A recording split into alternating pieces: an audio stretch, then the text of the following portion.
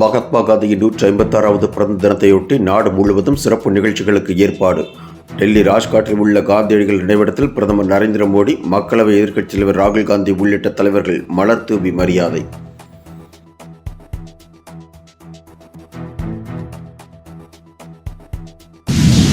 Israel மீது அதிநவீன ஏவுகணைகளை வீசி ஈரான் தாக்குதல். இந்த தாக்குதலுக்கு பதிலடியாக ஈரான் தலைநகர் டெல் அவில் உள்ளிட்ட பகுதிகளில் 400க்கும் மேற்பட்ட ஏவுகணைகளை வீசி தாக்குதல் நடத்தியது இஸ்ரேல்.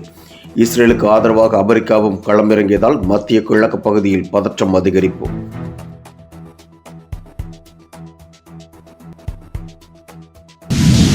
விளையாட்டு வீரர்களுக்கு அரசு வேலை வழங்க முடிவு செய்யப்பட்டுள்ளதாக துணை முதல்வர் உதயநிதி ஸ்டாலின் அறிவிப்பு. தமிழக வீரர்கள் உலக அளவில் சாதனை நடத்தி வருவதாகவும் அவர்களை கௌரவிக்கும் வகையில் முதற்கட்டமாக 100 பேருக்கு அரசு பணி வழங்க உள்ளதாகவும் தகவல்.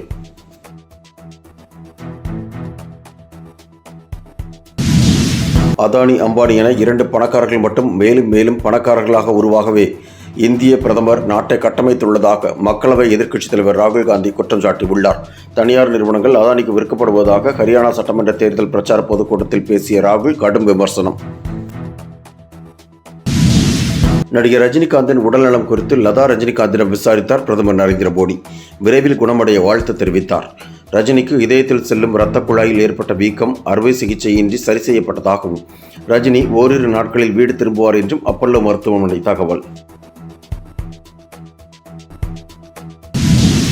வீட்டுமனை ஒதுக்கீட்டில் ஏற்பட்ட முறைகேடு தொடர்பான வழக்கு விஸ்வரூபம் எடுத்துள்ள நிலையில் மைசூரு நகர மேம்பாட்டு திட்டத்தின் கீழ் வழங்கப்பட்ட 14 மனைகளை திருப்பி ஒப்படைத்தார் கர்நாடக முதல்வர் சித்தராமையாவின் மனைவி பார்வதி. நில முறைகேடு தொடர்பாக சித்தராமையா மீது இடி லோக் ஆயுக்தா பதிவு செய்து விசாரணை தீவிரம்.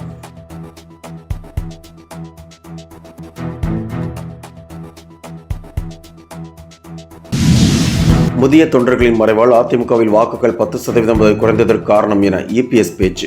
இளைஞர்களின் வாக்குகளை கவர விரைந்து செயலாற்ற வேண்டும் என்றும் 2026 சட்டமன்ற தேர்தலில் வெற்றி பெற பணியாற்ற வேண்டும் என்றும் அதிமுக ஐடி விங் கூட்டத்தில் உரையாற்றி இபிஎஸ் வலியுறுத்தல்.